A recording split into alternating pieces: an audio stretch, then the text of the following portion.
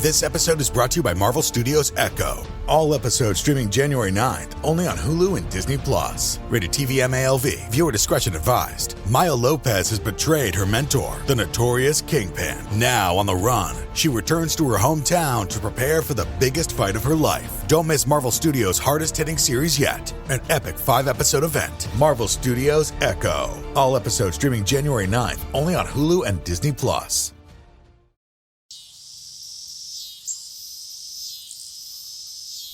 The grounds of Camp Havenside are quiet. The trees sway in a light wind. A thicket twitches here and there. The twigs along the ground are broken. The cry of locusts rings through the air, settles placidly over the soil like a plague. The air is still. The earth is dark.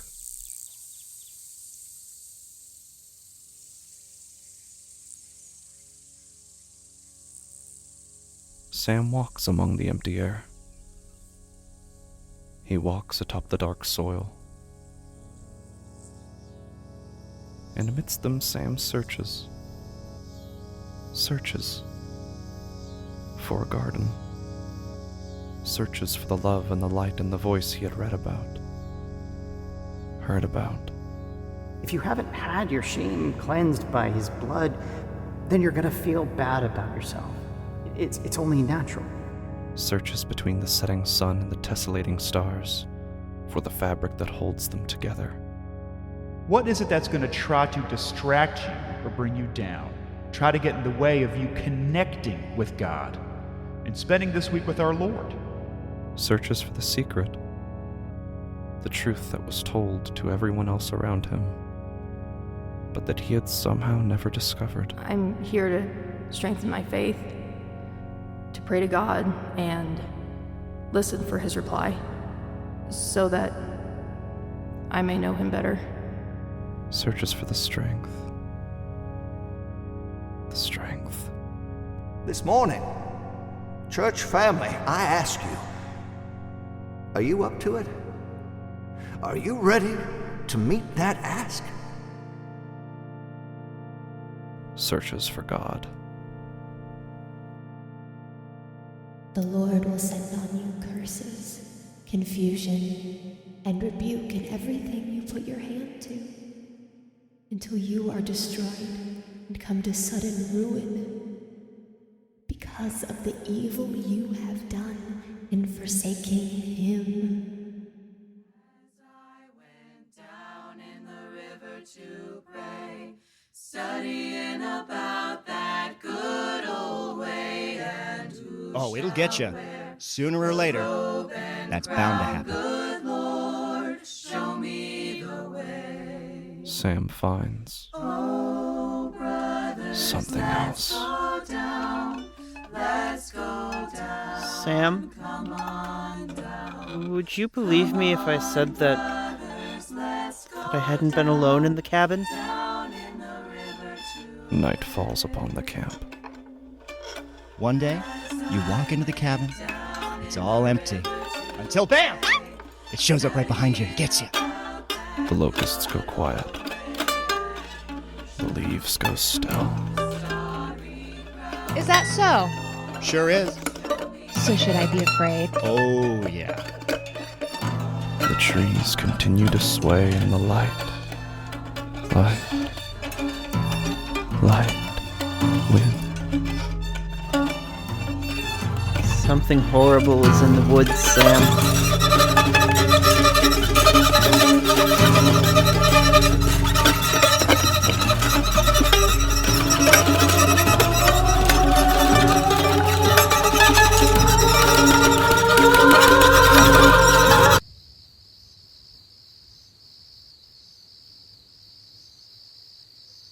CSW presents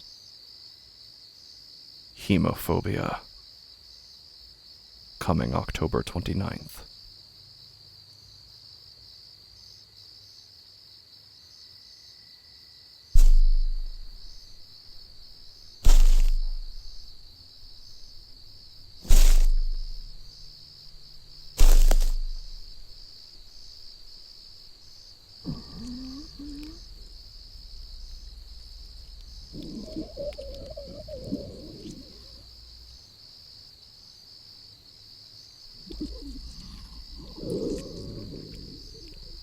Hi, everyone. I apologize for the shakeup. I'm currently dealing with something I'd like to keep private at the moment, and the result of that is just this little hiccup in content. I'm currently in the process of getting my equipment set up, and I will be back next week with some fun Scare You to Sleep Halloween content. And I want to thank you all for being the best community I could ask for. Now, I didn't want to leave you with nothing this week, so I have for you an episode I did of the Nightlight podcast with my buddy Prince, where we discussed Guillermo del Toro's first feature film, Cronos. Enjoy. This is the Bloody Disgusting Podcast Network. Welcome to Nightlight, a horror movie podcast. I'm one of your hosts, Prince, also known as Head Knight. Alongside me, we do not have Freddy tonight. Freddy's actually feeling a little bit under the weather, which is totally okay. Because, like I stated previously, we are in, I guess, the midst of shopping for a third co-host. Well, anyway, besides the point behind all of that, we have another co-host here. We have Shelby Scott from Scare You to Sleep podcast joining me here. Hello, Shelby. Hi, Prince. Hi. I'm so excited to be here. Yes, I'm very excited for you to be here as well. We're going to talk about a very fun film tonight. But before we get to that, let's finish up this intro because I totally forgot to do that. We are still a group of knights with an absolute love for film and a passion for horror. This is a podcast that takes a different horror film to break down, discuss the ultimate question, why horror? So the lights, sit back, let the darkness envelop you. If you like that and want extra horror-related content, head over to patreon.com/nightlightpod. That's night with a what? K. It's been a while since I gotten to do that, everybody. So that felt pretty damn good. I'm just going to say that right now. Now, I did mention previously, we are talking about vampires. I want to suck your blood month. And tonight, we're going to be talking about Guillermo del Toro's first film ever. Well, I guess not ever. He's done a short before this, but besides the point. First feature film, I should say. Cronos. But before we do that, I have to give a very special shout out to our patrons over on patreon.com/nightlightpod. That's night with a K. I don't have it ready, so I'm sorry, everybody. This is just me. So now I'm just going to be blabbing to good old Shelby here. Shelby, how's your day? How was your day, Shelby? It was long. It's a long day? To be here. Yeah. It's a long day. Oh, man. Well, I'm happy you're here as well. Thank you for coming, even though it was a long day, because our patrons are ready. I want to give a special shout out to Kayla, Philip, Zachary, Nashia, Frank, Kit, Kristen, Laura, Bragalok, Spencer, Legion Podcast, Lizzie, Josh, Vaughn, Rachel, Alexis, Heather. I think I did what I did last time, everybody. It didn't filter everything correctly, so I got to refilter that. But good to see all of you as well. Zachary, Kristen, Lizzie, Josh, Vaughn, Alexis, Johnny, Eric, Kelly, Daniel, Cheyenne, David, Carrie, Stu, Anna, Stephanie, Calvin, Drew, Scary Stuff Podcast, Patrick, hello, Jessica, Jared, Jasmine, Chantal, Rio, Jesse, Joe, Kaylee, Rob, and last but certainly not least, a very sickly and probably dying Freddie. Thank you all so much for supporting the show. Truly, very, very thankful. Even what's going on right now with us looking for a third co-host and kind of having this rotating guest thing and going on like that.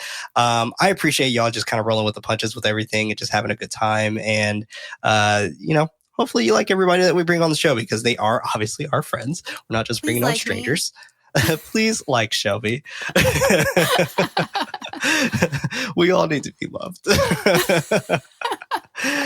As I stated earlier, we are going to be talking about Cronos. And first and foremost, Shelby, thoughts. You're the guest, so please share yours first.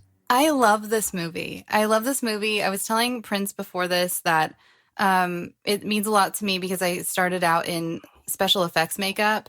And this has got some beautiful examples of 90s special effects makeup. And I mean that earnestly, not ironically. I really do mean that.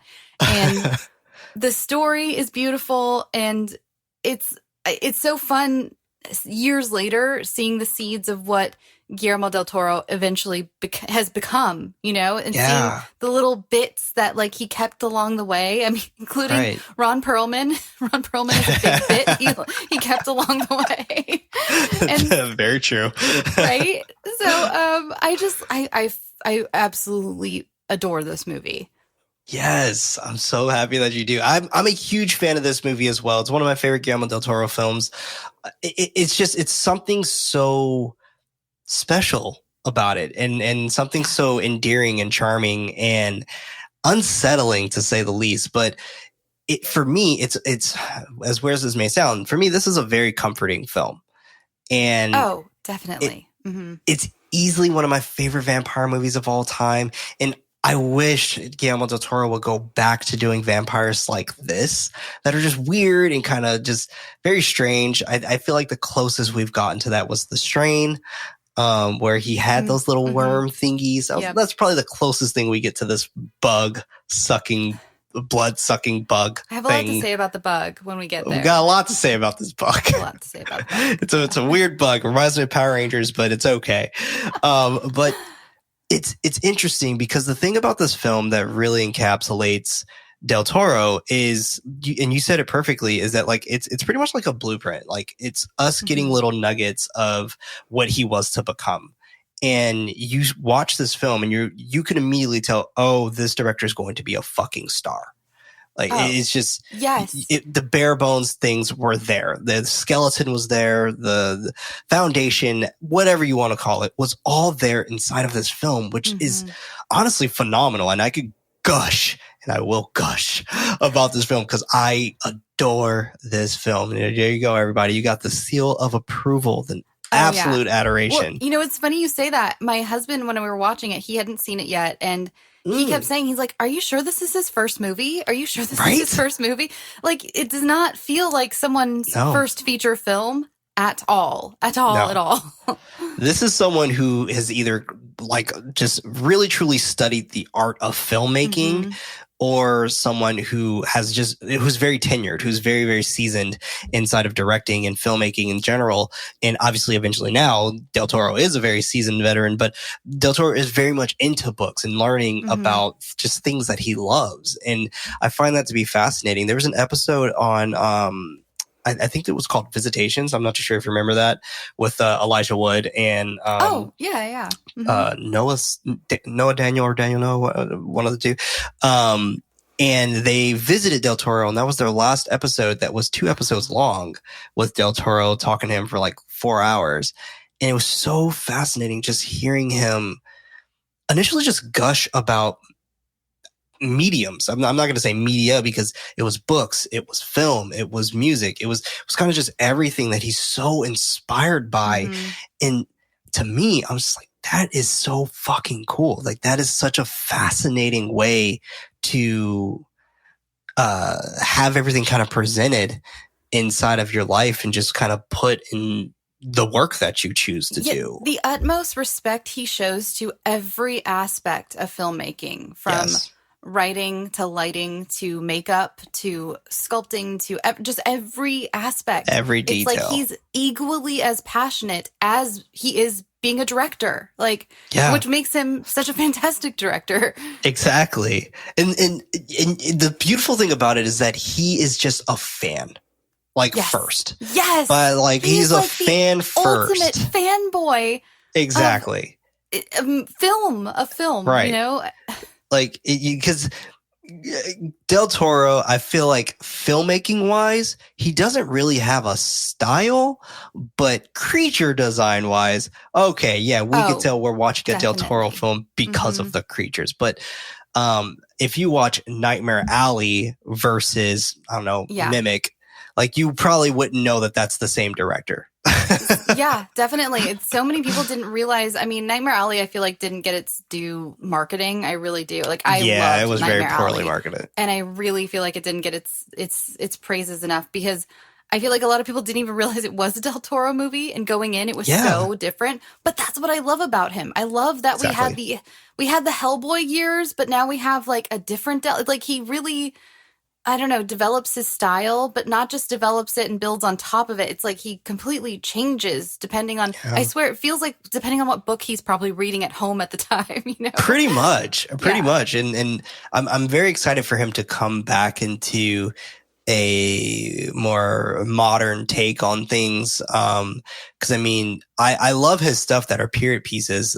But I also really love his like modern stuff too. Like I really love his stuff that's set in like a modern time, like Mimic and whatnot. So like, I'm very excited to see what he does after, well, he finished up Pinocchio, but I'm interested to see what happens next for him. Cause obviously Cabinet of Curiosities sounds like something he's going to continue doing, which I'm stoked about, but I want to see something from him though, right? Like I want to see something from Del Toro and there's rumors he's doing a Frankenstein for Netflix. I've heard those rumors. Yeah. And I know he's spoken highly of Frankenstein, the book, for years. So yes, I want that for him, but also I'm with you. We're I really enjoy some of his modern stuff too. So I'm wondering if it might be. I mean, that just because it's Frankenstein doesn't mean it's not. Doesn't mean it has to be in a modern setting. So I doubt it, but I feel like he would probably. He likes that age a lot. He does, and I don't blame him. I love a period piece. So me too. I don't know. I just want him to come back. Like I think the last film I can think of off the top of my head that was more in a modern take was Don't Be Afraid of the Dark or something like that.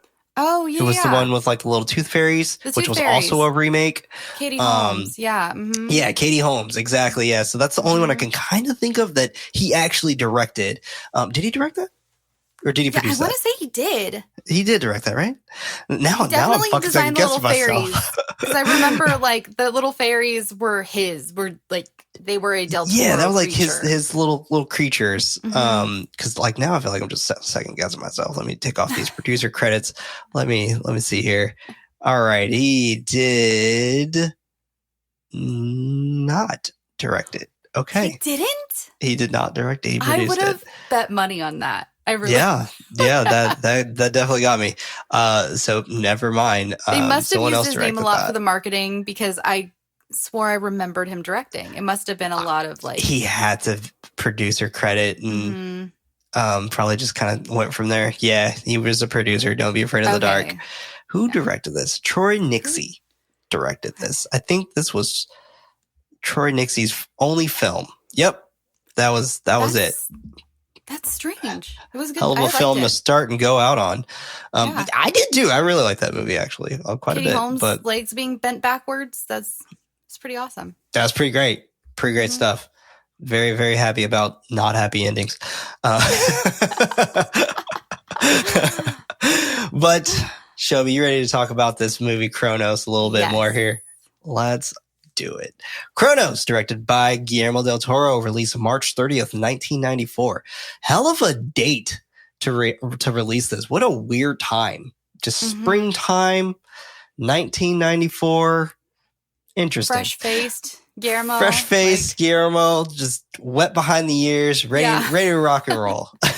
Runtime of 1 hour and 32 minutes with a budget of $2 million with a box office approximately of $620,000 with a rating of 89% on Rotten Tomatoes.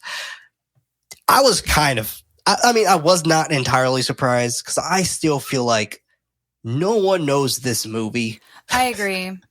Like unless you're like an actual like horror movie fan or something, like I feel like no one kind of knows this. Which is it's in the Criterion collection now. I mean, I know, it's kind of a must see.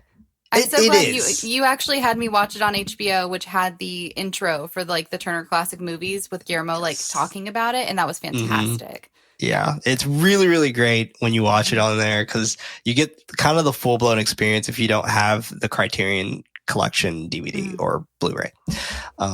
But we continue.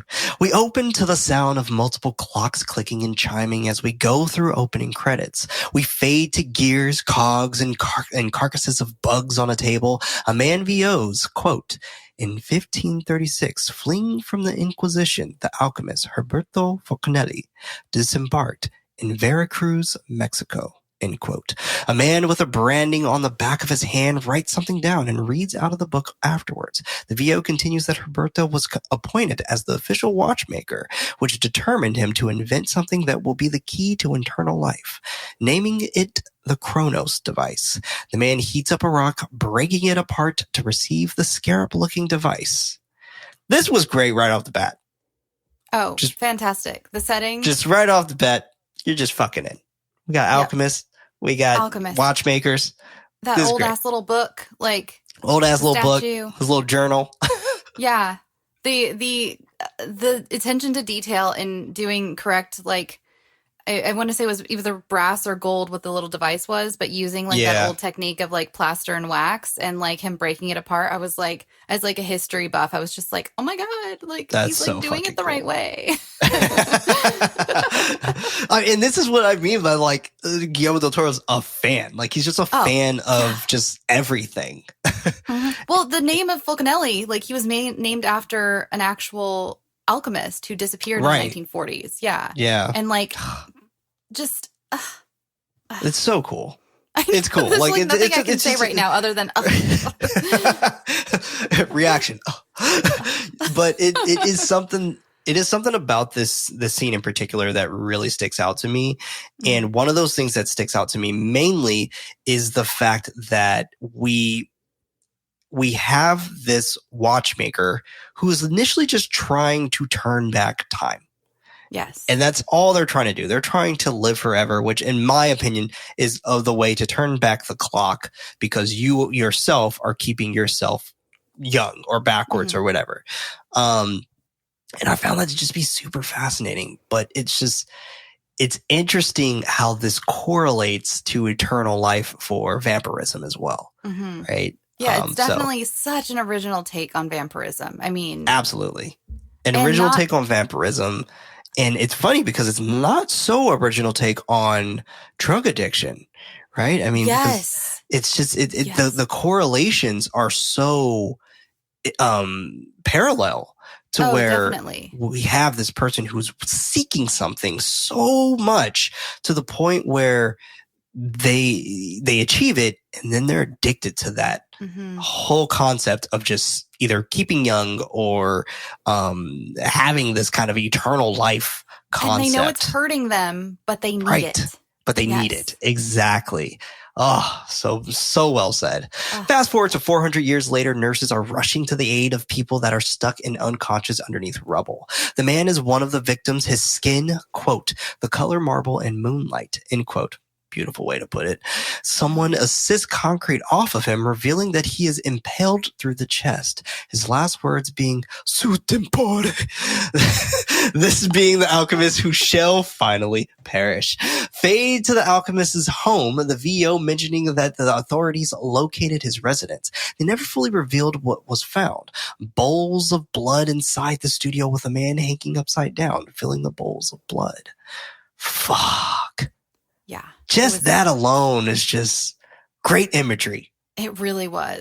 The naked great man imagery. just upside down and like it's fantastic. I mean, just the dying, truly, immortal. I've always found something so beautiful about that type of story. It's been done so many times, but I mean, the idea of immortality and the idea that this man was walking around 500 years later is like, I don't know, bananas.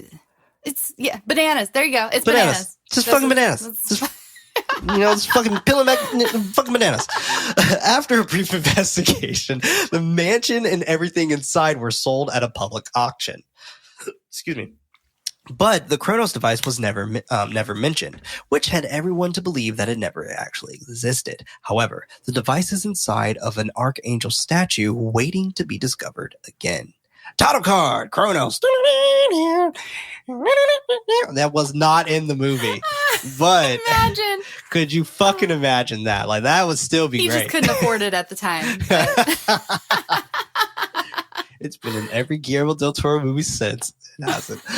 Fade to present day, our main character, Jesus Cris, is eating breakfast with his wife and daughter, Mercedes and Aurora.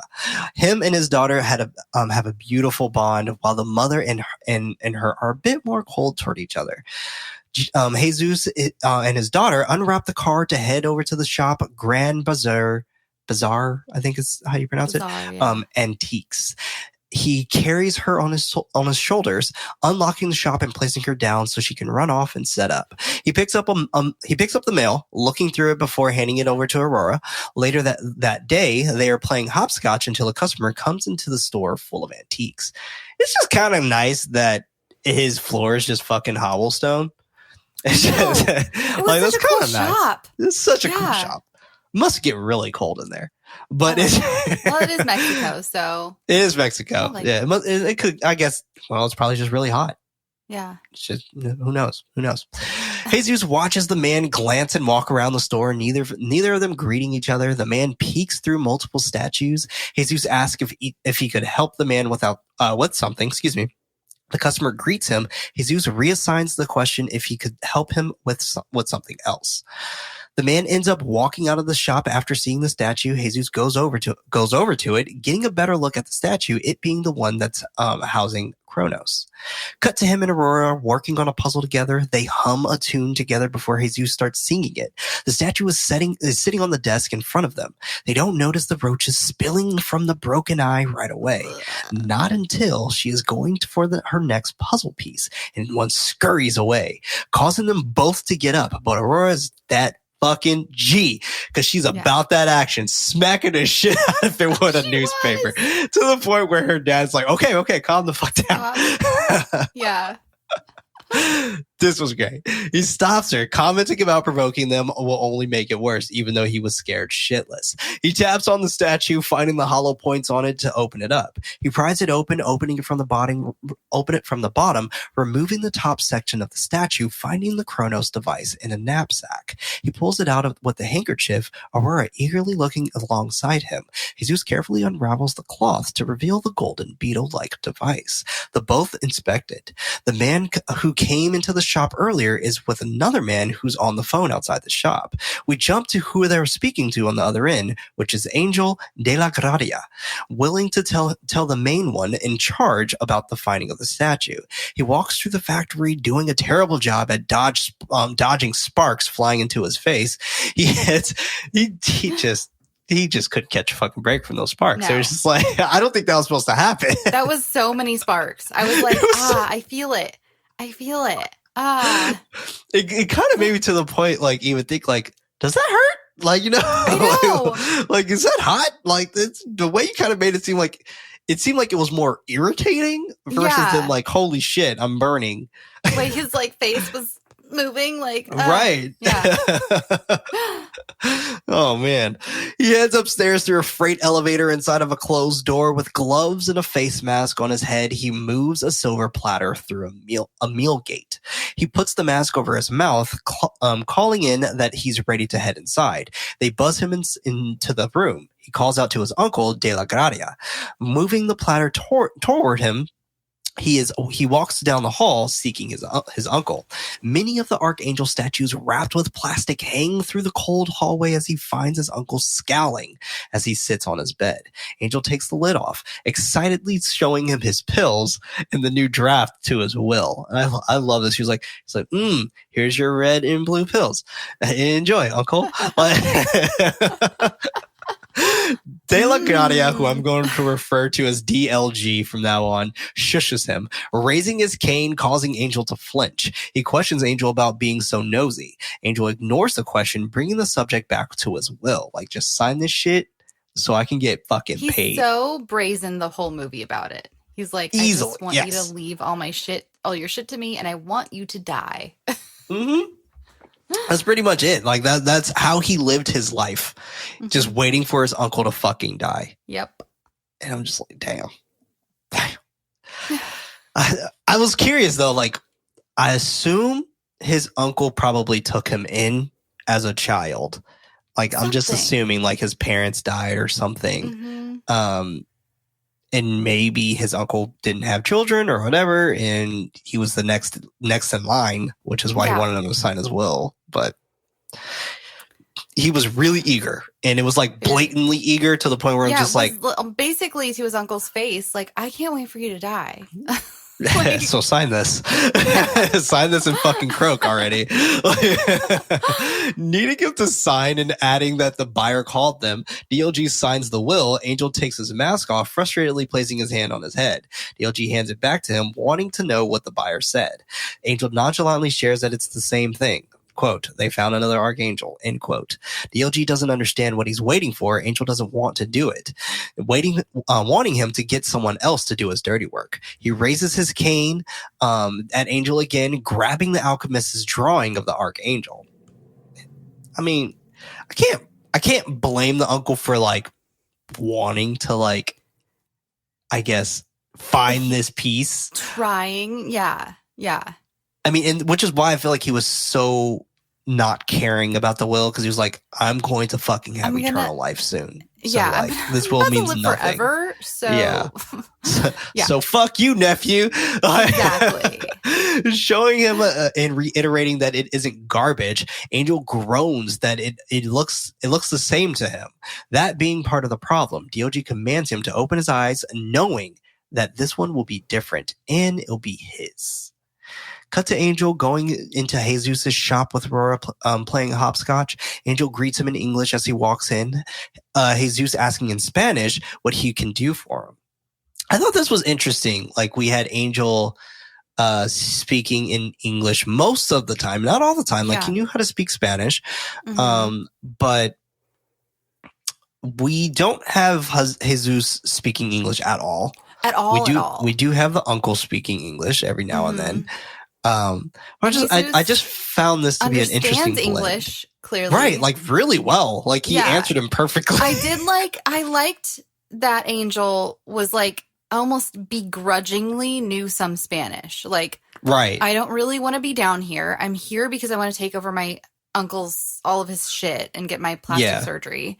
And I don't. Yeah, that was such a weird fucking side plot. That's a really weird B story that he threw in. I felt like that was the only like weird clunkiness. I don't know why, but yeah, like, and I feel like I liked the idea of him like, fine, I'll speak Spanish. I'll speak some of it. I won't speak it very well, but then it was really well. Like he like it was just like come still out really and just good, be, like completely fluent. But it was almost like he just didn't want to, which I kind of liked about his character. I mean, I hated it, but I liked it. Really added to his like asshole character. Yeah, it works really well for him because of the fact, like you said, like it really worked for his asshole character. And that particular characteristic that we got from him felt, I guess, reasonable. Like he just seems like the type of person who would be that fucking guy. You know what I'm saying? So like, I don't know. The way he would speak English was almost, and then switch to Spanish, was almost like he was telling someone like Jesus, like, oh, I could speak Spanish to make this easier, an easier transaction, but like, I'm not going to. You know? Very fair. That's exactly how he was. Oh, man. Angel immediately gravitates toward the statue, commenting about the price. Jesus claims it to be unique. Angel responds in Spanish that it isn't his money, as he goes through the bills and hands him the amount, allowing him to keep the change. Jesus wraps it up for him as Angel whistles, quote, "Wish you a Merry Christmas," end quote, which caught me off guard when I first watched this. I was like, what? But it's it's during Christmas. I forgot that it was set at Christmas. And like, I wonder why that choice was made. I'm not against it because I love the New Year's scene, but it was an interesting choice to set it at Christmas. It added a little bit of eeriness when he was like whistling that. Like, yeah, it truly did. He then plays a little game of hide and seek with Aurora, offering her a piece of gum, playing around with her for a moment before allowing her to take it. She smiles as she accepts the gum, and I thought it was actually really cute and endearing that she didn't talk. I did too. I liked that. I don't know. I like that as well. He asked for Jesus' opinion. He takes out a few cards, picking one and placing it on his nose, asking if Jesus likes this one. He honestly shares that he does it as Angel continues flicking through the cards, picking the card that accentuates his nose best. Both Jesus and Aurora choose one. He thanks them both before taking the statue, handing Aurora the rest of the pack of the gum. He's on his way, thanking them both as Jesus wishes him good luck and watches him leave out of the store. Jesus is cleaning up the device, letting his daughter know that it isn't chocolate, explaining that something like this happens once in a lifetime, picking it up and placing it in his hand, turning the knob on top until it spins by itself. Man, okay. Now, there's obviously like a lot's going on. We understand that the Angel's a fucking dick, but let's talk about this mechanism a little bit. Now, this mechanism, beautiful, like it was so beautifully crafted. By the way, like truly, it's gorgeous. It's so well done. It is. And when I first watched this, I didn't watch this obviously in 1993, but when I first watched this, I watched this when I was 2 years old. But when I first watched this, I watched it in high school, and I immediately the first thing that popped into my head, I was like, Del Toro's a fucking Hellraiser fan. The first thing that popped into my head was the Hellraiser cube and puzzle box. Yeah. Yes, like it was so perfect, perfect.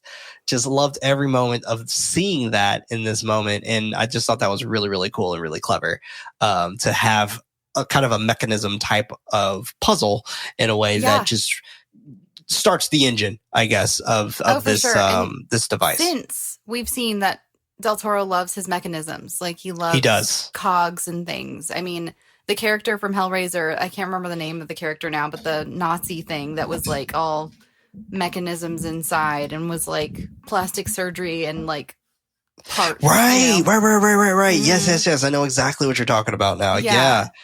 Oh man, Del Toro is so cool. he just like he has his fucking set of stuff where he just enjoys it, and he's like the sweetest man in the whole world. Like all you want to do is just hug him. Like forever and never let go. He just like loves movies. He just loves movies. He just loves movies. Yeah. That's it. He's forever a kid. And I love that about him. Mm-hmm. Love that about him. Picking it up and placing it in his hand, turning the knob until it spins by itself, the both watch intently as he comments that nothing is happening until the device reaches 6 sharp, spindly legs. He chuckles at it, calling it funny, asking Aurora's opinion on it, not noticing that the legs are pulling themselves back. She quickly glances at it, which causes him to do the same. The device then pierces into his hand, causing him to groan in pain. He tries to rip it from his hand, 2 tries, ripping it successfully and placing it back on the desk with a pool of blood just in his hand spilling down to the ground and on top of the device. She hugs him. He pats her on the back to not be scared, asking her to grab him the box. Meanwhile, Mercedes, and he's in fucking pain. Like it was pale face. Like and I think what made it worse was the fact that he ripped it off his hand. Mm-hmm. Because I don't think it would have been that bad. But it still makes me cringe. Him just ripping it off. Ugh. Yeah. Like, oh God, yeah, the way he does it, like you hear it too, like you hear it rip off, and you're just oh yeah, that sounded like skin ripping. Did you want to look for like a button, like a release or something? Yeah, something. First? Just give it a second. Like, oh my God. Because I'm sure that's what made him get hurt a lot worse. Because when you see him do it later, and he just allows the thing to do its thing, they're just little tiny holes. And it just releases itself, and it's fine. But they're holes. But I could get it. Like you're shocked that this mechanism just fucking stabbed you in the hand. What kind of 500-year-old diseases does this have?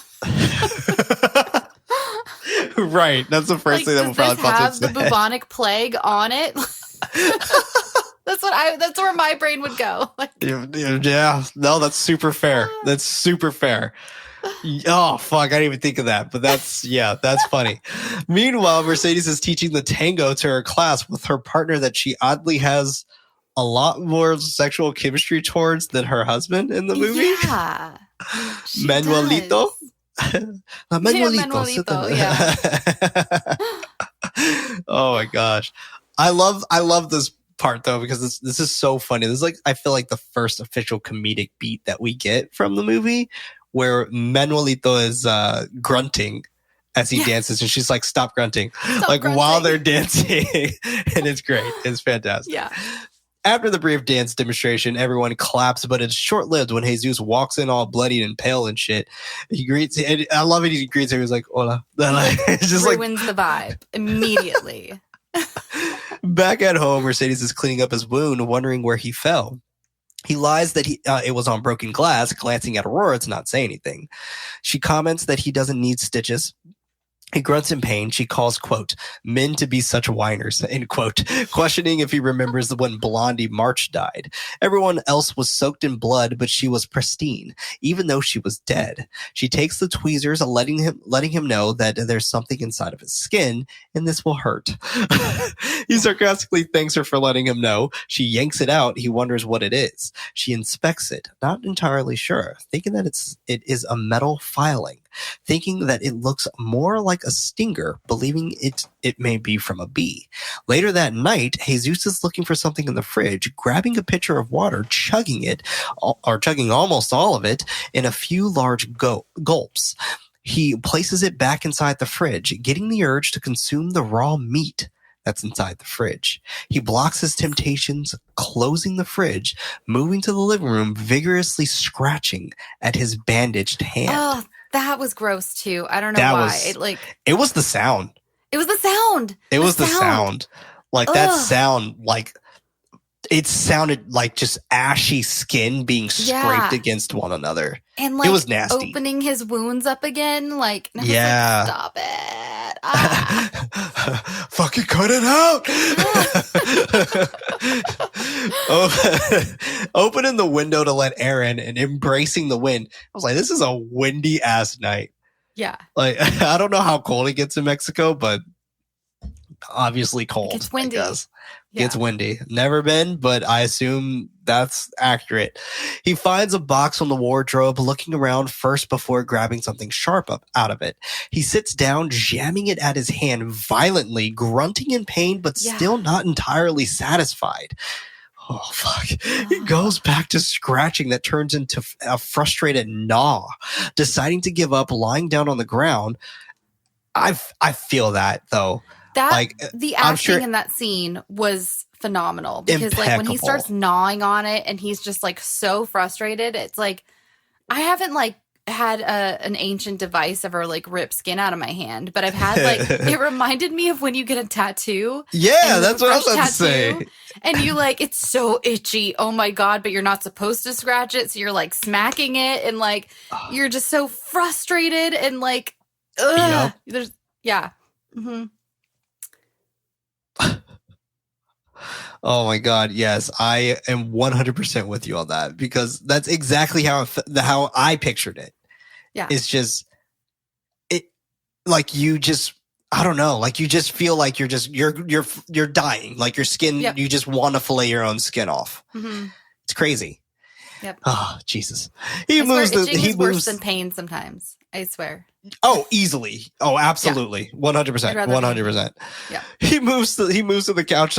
He moves the couch skirt up, pulling a box with the Cronos device from underneath. Meanwhile, Aurora is in bed drawing with a glow stick. That's actually like really dangerous. Like if the glow stick explodes on there and things like that. I mean, you're not supposed to get it on anything, but like it's fine. It's fine. I know. That's dangerous. She should not have a glow stick in her room. Don't do that. What if she bites it? You know what I'm saying? Like she does bite it later. She does. That's right. She does. She does. She has it in her mouth later. And that was where I felt. I was like, this is unsafe. You should not have that in your mouth. No, this is very unsafe. This reminds me, though, glow sticks in general. Fucking quick tangent to college years. So in college, I feel like this was like just a 2009s, 2010s type of thing. But in college, I feel like everybody at that time was just raving. Everyone wanted to go to raves. Everyone wanted to like listen to dance music and all this other shit, including myself. So our room was considered like the party room, I guess, in some ways. And it's not like I'm a partier per se. Like I'm not too big of partying, especially now that I'm older. But what people would do when they would start like rolling on Molly. Mm-hmm. If you're a cop and you're listening to this, you didn't hear shit.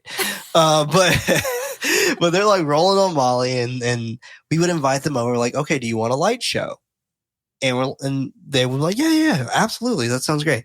Cool. I was like, well, we set a time, come over, let's say, I don't know, fucking 9:30 p.m. Who rolls on a Tuesday afternoon? College students. So they come in 9:30. We set everything up flawlessly. We have glow sticks. We cut the tips. We spray them all over the walls. Oh my God. And it's just, the walls are glowing as they're walking through. And we have the gloves, everything. We got everything set up like legit. And then our go-to song was All the Things She Said by Tattoo. Oh my God. And it was me and my roommate will put on like the fucking craziest light show. Shout out to you, Daryl. If you are listening to this right now. Oh my God, that I miss song. you, man. I don't think I've thought about that song in 10 years. And now it's filling my brain. It's ingrained. The music video and everything. It's all there. Welcome back. It just time traveled. Cronos. Tattoo is my Cronos device. Yes. She hears her grandfather moving about downstairs. Now back to our feature film. Jesus opens the box on the steps, pulling out the device, pleading to it, wanting it to be careful as he twists it again on the same hand.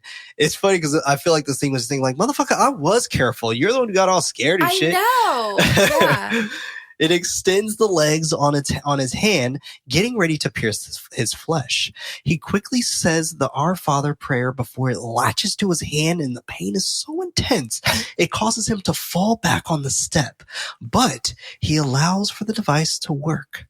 Another needle appears from the back like a scorpion tail, piercing it into his wrist. The gears inside the device spin as his blood is being fed inside to a bug-like creature. Jesus is in ecstasy. As it feeds and continues to feed, he slides down the steps, not noticing his daughter watching him from above. This is great. I loved it. That was some beautiful. That is where great. I first spotted, as an old makeup artist, I spotted that foam latex arm, and I was like, "Oh my God!" I just memories. Piercing, the piercing of it. It was just a beautiful shot, and it was. I love the idea that he figured out that it was going to make him feel better. Like he just knew. He doesn't say anything out loud, which I love, because I feel like honestly, sometimes movies today do a little too much exposition out loud in the dialogue. And I feel like today he would have looked in the mirror and been like, I wonder if the device will make me feel better, And like, he just kind of like figured it out. And again, like you said, like the allegory of like drug addiction, where it's like, this is going to hurt, but I need it, Right. Exactly. And this is the best way to put it, because even when he did it, and we're about to get to the part, but actually I'll finish this part first and then we'll talk about it. The device releases him. He notices his daughter looking down from the banister. He excuses that he's okay, and she walks off as he covers himself up. All right. Now to talk about this part. But when he sees his daughter, you see the shame.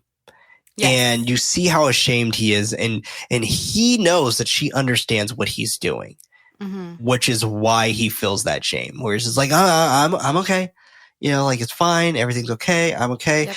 And this is where you really start to see that main allegory or metaphor for drug addiction and drug abuse as well, because of how he's reacting. And you kind of get this sense of kind of anyone who does drugs, right? Like the first time that they do something, they feel things that they've never felt before.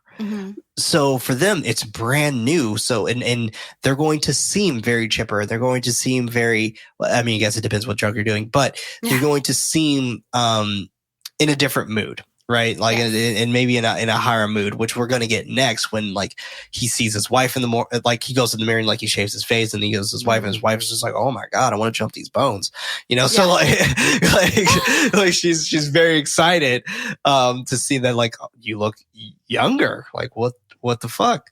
Yeah. But which in reality, just shaved his mustache, but he did. Yeah.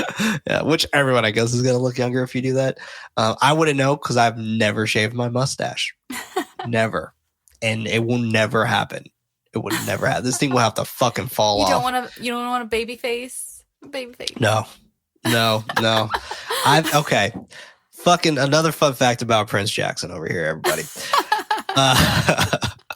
I've delivered many fun facts over the 4 years of this show. And this one is going to seem the most shocking, but I'm telling you, I've had a mustache since 5th grade. Shut up. I swear to God. Peach fuzz was in 5th grade. I was like, okay. I remember when boys started getting peach fuzz, but oh my God. 5th grade. So and I had a full-blown mustache full-blown beard in high school. Dang. And yeah. Oh my God. I bet people envied you. I remember boys trying so hard to grow facial hair and it just wasn't happening. It just wasn't. And it looked terrible. Yeah. Some people definitely did envy me, and they're like, "Why don't you shave it?" I was like, "Because I don't want to." Like, that's why don't you grow it? Oh, that's right. That's right, Brian. So take that. Next morning, Jesus looks at himself in the mirror, repeating "Good morning" while checking the differences in his facial structure, covering his mouth to imagine how he would look without a beard. He smiles from the results. He goes into the dining room where Mercedes is reading. He closes the blind. She raises her voice that she's reading. He rebuttals that it is too much light while kissing her. I love this little tidbit right here for us to get the official clarification. Yep. If you didn't know this was a vampire movie, it's a vampire movie. It is a vampire movie. It's happening. It is happening. Vampiric things are happening. She mentions that it is incredible that baby Viscanya died at 92. She stops in shock as she looks at her husband's new appearance. He questions if she likes it. She doesn't answer, so he assumes she doesn't. She stammers that he looks a lot younger. He admits that's how he feels, taking out his bow tie. He asks for his daughter. She questions if he would like breakfast, but he isn't hungry. The dude had a whole feast last night. Yeah. He asks her again if she likes his new appearance. She quickly answers that she does, that making him happy as he exits the room, which causes Mercedes to giggle from being swooned like a little schoolgirl. This was great. She was like, yeah. As soon as he leaves out, it was great. It was so adorable. It really Got was. to Jesus pulling up on his antique shop, about to unlock the door, but notices that the lock has been cut. He pushes the door open to his shop, being ransacked and completely destroyed. He carefully inspects the damages as his shop and his shop's belongings. Going to the desk, he picks up a stool as he continues glancing around the room, finding Angel's card on his desk, flipping it over to, quote, "We're open all night," end quote, written on the back. He rolls his eyes, slowly pushing off a glass from the desk, shattering it. I assume he just did that out of frustration, right? I guess it was just so. Everything else is Yeah. broken, so I'm pissed. May as well break this too. Yeah. Jesus goes to meet with Angel with a box in hand, moving through dark machinery, looking up at a ladder. He's startled by Angel loudly greeting him from above, asking how he's been. Jesus shouts that he's destroyed his shop while pointing fingers at him. Angel calmly tells him that he isn't the one who he should speak with. Cut to Jesus sitting across from DLG, who's eating something. I assume it was pills. Couldn't really tell, but I assume it was pills. Yeah. Offering some to Jesus. I thought that was funny, though. If they are pills and he offered him pills, I thought that was pretty funny. Yeah. It was What's up? Fuck no, you weirdo. Get that shit away from and me. it was like, Del Toro, we know it's about drugs. We know it's there's a drug thing going on. You don't have to do a scene where he's I'm physically offering you drugs. You're a drug addict like me. Maybe that was the correlation, right? Maybe the correlation was that we are more like we are both obsessed and addicted in different ways. Yeah. Mm-hmm. Exactly. Yeah. We're not so different, you and I. Right. He carefully tells Jesus that he doesn't know what he's getting himself into, throwing him the head of the statue. He takes out the manuscript, mentioning that he found it 40 years ago, sharing that there's writing from a 16th century alchemist, handing it to him, calling the text "quote unquote" fascinating. Jesus flicks through the book as DLG continues that it is written in Latin backwards. describing that's fucking crazy. Wild. This is the Book of the Demons, describing a peculiar mechanism that prolongs the life to a person who uses it. I was really curious on how they found the bug more than anything. I was curious about the bug. Like, we don't really get the answers of the bug, but I wanted to know about it. I wanted more lore about the bug, and also I felt bad for the bug because me too, because the bug was the real like victim here. Yeah, just stuck, just not able to suck bug. any blood. This bug's just like, okay, mechanism, work. Like, yeah, I've been in here for how long?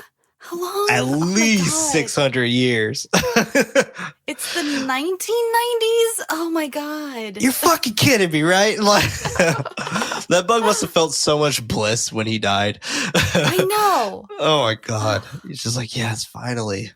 Release me. Release me. but there are strict and precise rules about its usage. Jesus opens up a section of his page showing off the bug-like creature. He looks at DLG, questioning it being an insect. DLG finds that to be genius, an insect trapped in the device, calling it a living filter. Yeah, that was pretty. I liked that description. Me too. It's like a bug dialysis machine. Yeah, that's fair. Jesus still questions it since it's been so many years. DLG scowls, motioning for Jesus to give him back the book, begging the question on who says insects aren't God's favorite creatures. That's an interesting way to look at that. Yeah. I mean, they are, I guess, the most unique creatures, right? Like, they are, and like you could argue that like a lobster is an insect, and lobsters are immortal. You know, we think that I actually didn't know that. This is the first time I'm hearing that. Look up lobsters being immortal. They basically like don't die unless they're killed. Like, they just really? go. Yeah, that's why they'll find some that are like ginormous sometimes, and they're like really old. Yeah. Holy shit. Right? I gotta look this up. Now I'm researching. Old lobsters. Research corner. Old lobsters. Old lobsters. Geriatric lobsters. So they just grow and grow and grow, they don't die. Yeah. Interesting. Wow. Mm-hmm. Lobsters. It's not entirely clear where the myth. Oh, it actually says it's a myth. Never mind. I guess the lobsters aren't. It's a myth, according to the National History Museum. I'm learning things. You're learning Mythbusters. Things. You're learning fake things that I'm spreading. It says lobsters. It starts off with the first sentence. Lobsters certainly do not live forever. It's not entirely clear where this myth originated, but is claim that persists online, often in forms of memes. I started it strictly ago. From Shelby. Yeah. While some animals, given the right circumstances, could be considered immortal, lobsters are not among them. Wow. Huh. Okay. Wow, they even went out of their way to be like, oh, other animals could be, but not lobsters. But not these ones. Not these ones. Not lobsters. Silly. Wow. Well, that's a piece of knowledge that I'll stop telling people as a fun fact. I'm like, how many people have I told that to over the years that went home and Googled it? How many people have like, you lied to, Shelby? Either like, that bitch was lying to me to make me look stupid, or they were like, she is really dumb. She couldn't have just Googled this. Mythbusters busted this myth years ago. And she didn't just Google it? No. I just heard it somewhere and I repeated it. Yeah. I don't even know where I heard it. I think I've been telling people that for like 20 years. Well, holy shit. It's been a long run. My legacy has come to an end, much like Cronos at the end. Oh, fuck. comparing Christ to walking on water like a mosquito. The matter of reservation is related to ants and spiders remaining inside a rock for hundreds of years until someone sets them free. Jesus understands, but still not understanding why him. DLG smirks, grabbing his cane and getting up from the chair, groaning in pain, sharing that he's dying and he wants to bring Jesus to the counter. Continuing that the scalpel has been eating away at him with multiple surgeries. Or he called them therapies, but they're surgeries. But he called them therapy sessions. He called them I would not call them therapies. When part of you ends up in a jar, it's not therapy. Yeah, no, I don't want to do that. Don't want to do that at all. No. He asked for Jesus to look closely, describing half of his body in the case. He's like, well, no wonder you're fucking dying. You're like, you don't have anything inside you here. Yet the other half is on the menu, or it is currently being devoured. He walks over to Jesus' chair, grabbing the box. Jesus grabs it, arguing that it is his. DLG notices Jesus' hand, knowing that he used the device already. Jesus explains that it was an accident. DLG calls him a fool. She's like, you fool! Phoning for Angel to come in. Angel comes inside, giving Jesus his shoes back. Jesus picks them up and heads out of the office, leaving the box behind with DLG. He stops, yelling at DLG that they both have something to lose before walking out. DLG sits down, quickly opening the box, Angel commenting about him finally getting it. He opens the box to cut the lock. Jesus is on his way out before being called back by Angel, letting him know that he may continue the game since he has it, threatening that he won't wait all night and he's keeping instructions. Jesus runs back home, grabbing the real box from underneath his bed. He quickly opens it, calling it impossible, knowing that he put it in there. He thinks for a moment before thinking about his daughter. He runs up the stairs and onto the roof, opening a set of doors, calling for Aurora, but she doesn't answer. He knows that she has it, calling out to her again, then checking the toy box. He looks around for a moment before spotting her shoes underneath a blanket that's made into a fort. He smiles, sitting across from her, wondering if she's scared. She doesn't answer, asking if she believes. Excuse me. Let me read that over. She doesn't answer, asking if she believes something will happen to him. He questions if she's comfortable back there as he pours himself some tea, sharing a story about this happening to him once with his grandfather. She peeks around the blanket as he hands her the cup of coffee or tea. I think it's coffee, actually. It looked like coffee, but I couldn't tell. It was hard to tell. It was a dangerous little area. They were next to like a can of like gasoline too the whole time. Yeah. Mm-hmm. With this device, like she just picked it up. Yeah. What if it opened on her? I mean, granted, you got to play the puzzle, but he was a little too chill about her like handling it sometimes. It was like, anyway. Maybe that was why, because you have to like spin the little dial in order for it to activate, and just can't activate by itself, I guess. Maybe. But yeah. Anyway, she doesn't answer, accepting the tea with one sugar cube. I'm just gonna say tea, not coffee. I assume that's what it is. He shares that when her great grandfather was young, he overheard someone talking about people who die of lung cancer. And when he got home from work, he couldn't find his cigarettes. She places her tea on the tin can. He passes her a cookie as he continues. He eventually went to the bathroom and found bits of tobacco floating in the toilet. He believes that his dad understood later that destroying them didn't help matters, but that clarified that his grandfather was worried for him.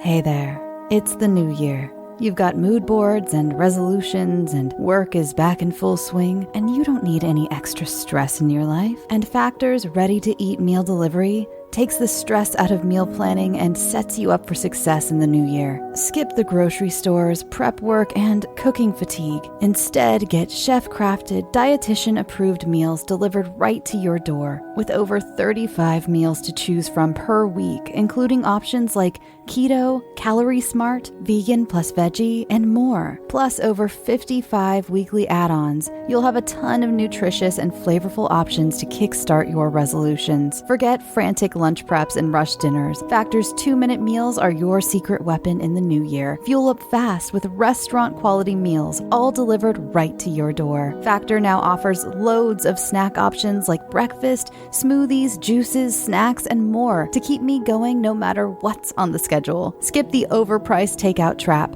Factor is cheaper and way more delicious than takeout. Get chef-crafted, restaurant-quality meals delivered right to your door. They are ready to heat and eat in just 2 minutes, which means more time for you. Need a special occasion meal? Gourmet Plus is the perfect solution if you're looking for fast, upscale options done easily. When things get hectic, Factor is flexible. Change up your order every week with plans from 4 to 18 meals per week. Or pause or reschedule your deliveries anytime. Stress less over meal times in the new year. Factor's no prep, no mess meals free up time otherwise spent on shopping, cooking, and cleanup. No more wasting time in the kitchen. Not only does Factor offer fast, simple solutions when I'm too busy to cook, they also help me stay on top of my goals. With offerings like Protein Plus and Keto, I can stay on track. This is definitely going to come in handy for my New Year's goals. Factor has everything I need for a week of flavorful, nutritious eats. In addition to ready-to-eat meals, they have cold-pressed juices, smoothies, energy bites, extra protein, veggie sides, and more to keep me energized during frantic times. Head to factormeals.com/scareyoutosleep50 and use code scareyoutosleep50 to get 50% off. That's code scareyoutosleep50 at factormeals.com. As many Scary to Sleep fans know, I've been going through a lot of changes in my life. And one thing I've been doing is getting my finances much more organized, and that includes paring down some of the subscriptions I pay for. It feels like everything is a subscription these days, be it for the gym or streaming services or music, the list goes on, and something that has helped me tremendously is Rocket Money. They not only helped me cancel subscriptions that were a pain to try to do myself.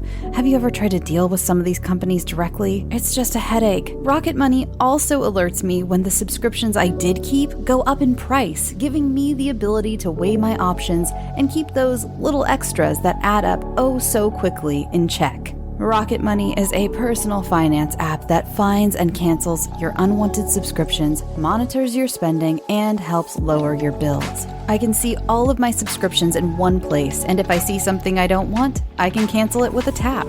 I never have to get on the phone with customer service. Rocket Money has over 5 million users and has helped save its members an average of $720 a year with over 500 million in canceled subscriptions. Stop wasting money on things you don't use. Cancel your unwanted subscriptions by going to rocketmoney.com/scareyoutosleep. That's rocketmoney.com/scareyoutosleep. rocketmoney.com/scareyoutosleep. He doesn't know what's wrong with him, but he knows that they would stick together. Aurora comes out of her blanket, grabbing her teddy bear, handing it to him, showing him the opening that's hiding Cronos. They embrace. Now this is interesting because later in the movie, like, you find out that this is actually his granddaughter, because you assume the whole movie it's his daughter, which is, I think, is a fair assumption, but I don't understand why the mystery behind it. Yeah, I don't either. I don't really understand that. Mm-hmm. Yeah, and I assume that's the reason why she's quiet, though. Her parents must have died. Mm-hmm. Something traumatic happened to where she's like dead silent. Mm-hmm. But the reason why I find this interesting is because they pretty much are just the polar opposites of DLG and his nephew, pretty much. Yeah. Like, you know, super humble family, who are kind of just caretakers. And then you have the opposite group where it's like this greedy ass family that all they want to do is take, not care. Yep. So I guess for them, they are care space takers. Yeah. They take what cares for other people. But yeah. Anyway, Quick cut to Jesus allowing the device to suck more of his blood. He's like, yeah. This time through his chest. At first, he's in pain and then eventually enjoys the sensation. A knock at the door he doesn't acknowledge. Another knock, Mercedes calling out to him. He tells her to wait a moment. She lets him know that she needs his help. He repeats 1 more minute. She rolls her eyes, telling him to hurry up and they'll be late. He retracts it back, looking at it, asking who it is, smiling as he questions if it is God. Inside the device, the gears are turning and then coming to a halt. Jesus comments that it is very good to him before putting it back inside the stuffed animal. Mercedes speaking with Aurora, not understanding why her dress doesn't fit. He calls out that he's almost ready, running the water as he looks at his eyes. He touches the wound on his chest. A secretion ends up behind his fingers. He checks the stickiness between his fingers, wiping the fogged mirror, just to notice that his wound has already healed. Okay. Yeah, that stickiness was visceral. It was nasty. It was real nasty. Yeah. Real nasty. Now, I learned, folks, before we started recording, that there's a particular sticky material that is used in film called KY gel, and it's the same KY you might be thinking of, the lubricant. Now, I have to ask our resident FX supervisor. Executive supervisor. Is this KY gel? I don't think so. Okay. Because KY jelly is more this was like secreted. Yeah, this was sticky. This was like I don't know what it would be. I mean, it could be any manner of things. It could honestly be like spirit gum kind of does that when you get like a lot of spirit gum. And the 90s, they were using spirit gum still a lot. And so I bet it was something like that. And by the way, I had a teacher who said that it's an adhesive. You use it to adhere like prosthetics and things. We just don't use it as much anymore because it's really harsh. In fact, I had a teacher who's had like this little tip. This is not a tip that I endorse, but whenever he said he was working on kids, because they're the whole like don't ever work with kids or animals. Kids are crazy. Right. Whenever he was working around kids on set, he said he would just leave his spirit gum open because it's very like it's like I don't know what I can't remember what it has in it, but it's like strong. It's strong, and he was like, it would just make him a little sleepier. It's like, oh fuck, cool. He's totally that guy. Just like give it whiskey. They'll be fine. Definitely. I had a lot of teachers who like were like practiced a little more in like the 80s, 70s, 80s. So they had some stories that were like, I don't think we can do that anymore. Holy fuck. Well, hopefully that person's not in the business anymore. Probably not. Probably not. Holy shit. Spirit gum. So this stuff is still around. Oh, it looks like nail polish. Interesting. Yeah. Huh. I didn't expect that. Yeah, it's still around. I think some cosplayers still use it. Okay. Because it's strong, but it works. Yeah. Yeah. That makes sense. Interesting. Yep. Pick some up. Wow. Knock your kids out. Need your kids to sleep? Spirit gums does the trick. All kinds of uses. You heard it here first, folks. They make it to the party. Jesus and Mercedes slow dance for a while. He lets her know that he remembers while he sings to her, which causes her to swoon and then kiss him. And they're like making the fuck out on the dance floor. Like, I'm just like, are they going to make it home? This is a spicy scene. Very. They're like, they're going at it. I'm just like, it's not even midnight yet. Mm-hmm. They're just going at it. They continue dancing and kissing the night away. Aurora glaring at her grandparents as she sits alone at the table. Excuse me. Fade to later that night. They're all at the table conversing. Jesus whispering in Mercedes' ear, and he's like, "It's just sweet nothings." Yep. Just like she's like all smiling and giggling and shit, and dude is like he feels like a kid again. He's just like, I'm ready to take you home right now, Mercedes. Oh, yeah. Like, this is like them when they first met. Like exactly. This is like 20-something-year-old Jesus. Like for sure. Yeah. For sure. Manuelito tries getting her attention, but she tells him to wait a moment. Another man gets up from their table with a nosebleed. This causes Jesus to spring up at the same exact time, noticing it and feeling concerned with what just came over nosebleed. him. Dude is fucking gushing. That's like maybe He's the like, hospital. Like, oh yeah, he does. No, dude, it looks like you broke your nose. Yeah, that was like a lot of blood. That was a lot of blood. Like a lot of blood. I've seen heat nosebleeds before. I've never had one. Mm-hmm. But I've seen them, and like they're a lot, but it's not that bad. It's not like horrible. No. And usually when it happens, it's because and like I've never seen anything like that. Right. Yeah, exactly. Like it's just usually when you have them, like it's because the air is dry. You know, maybe it's low humidity and all of that. Like everything. Usually it happens more indoors than outdoors. But yeah, I mean. But it is not like buckets. Like his hand is like overflowing. Truly. Yeah. Like it typically. This is just Prince being a fucking nerd. I for those who don't know, I used to go to a medical high school.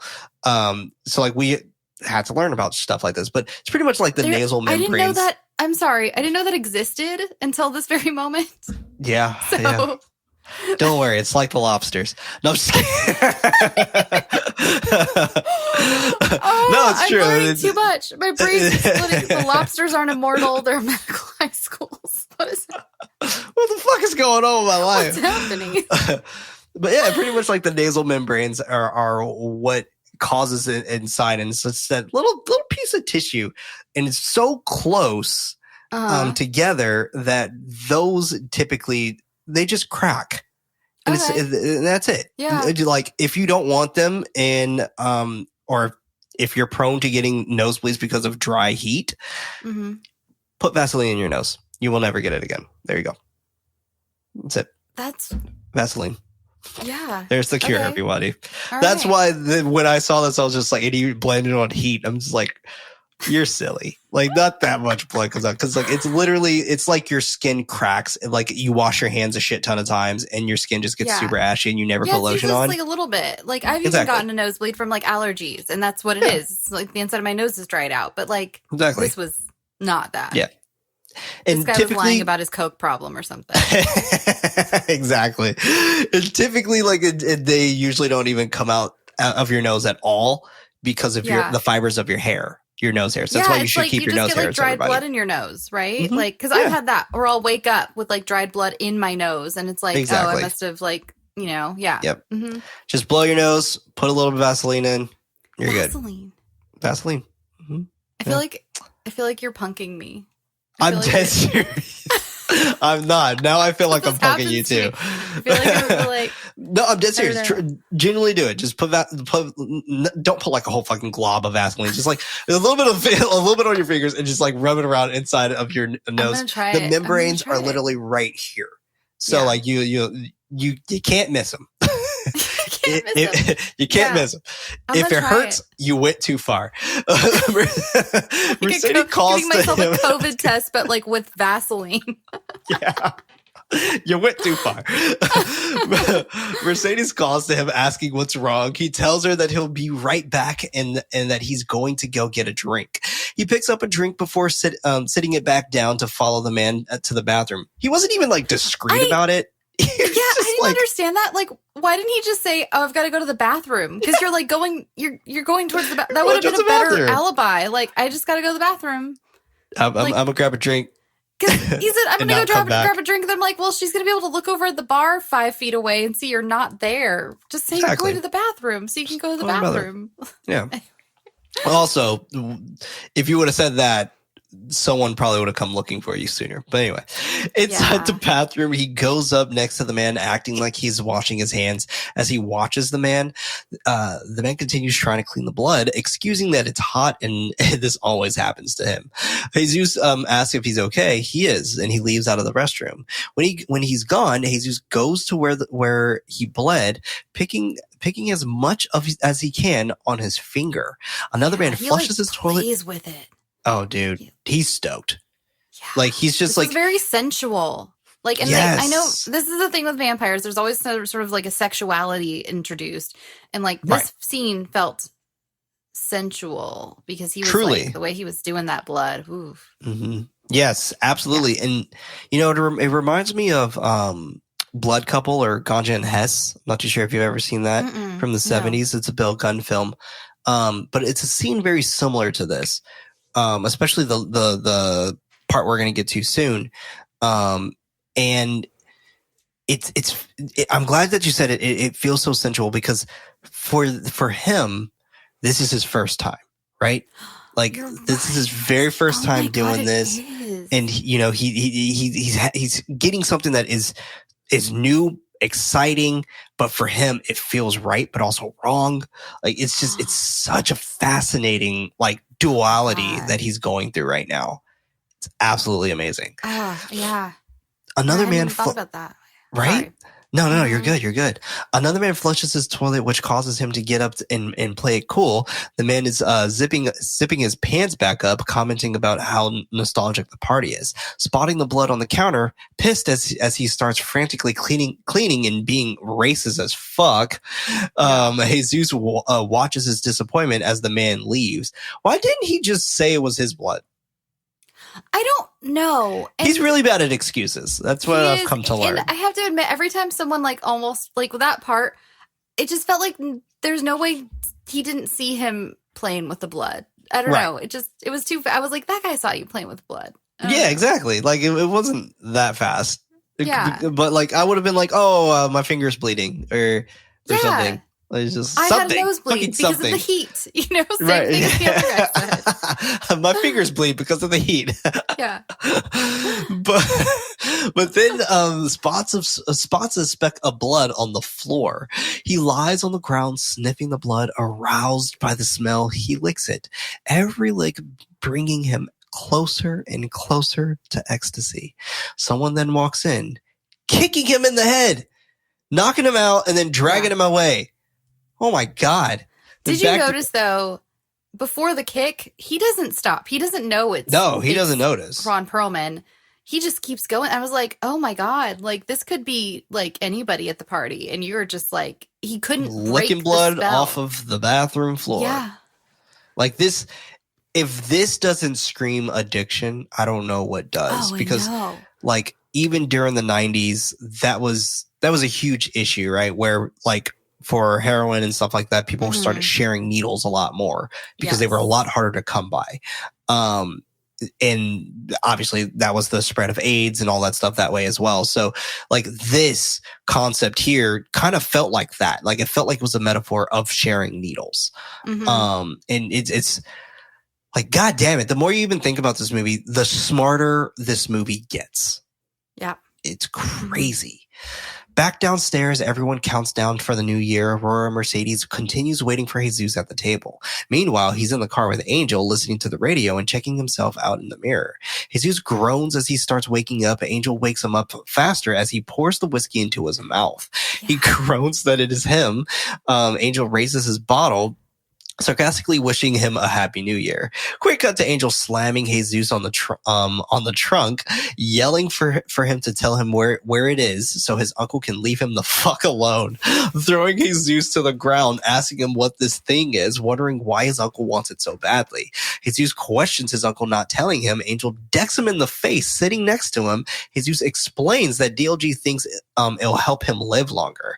Angel hysterically laughs, joking that all he does is shit and piss and he wants to live longer. Jesus tells him to leave him alone, wanting him to do whatever he wants, but to leave him out of it. Angel continues laughing, and by him I mean Jesus, not DLG. He doesn't give a fuck about DLG. It's just like, leave me out of this.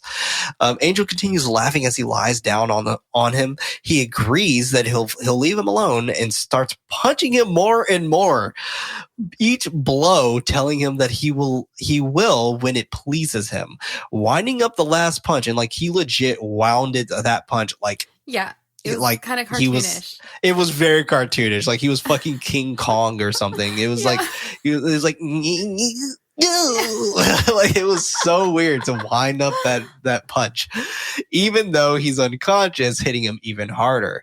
He gets up, demanding Jesus to get up, but he doesn't move. Angel decides to put him back into the car and roll it down the cliff. With all his might, he tries to push it, but it is stuck. He yells "fuck" and tries to get a running start to push the car off the cliff. Jesus wakes up, healed as soon as he does so, the car tumbling down and crashing at the bottom of the cliff. Angel chugs his drink at the top before chucking it down the cliff as well.